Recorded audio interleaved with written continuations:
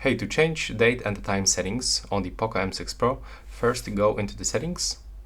From here, you will have to scroll down, go into the additional settings, select date and the time.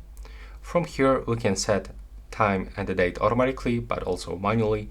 To do this manually, you have to turn off these switchers for the date and the time.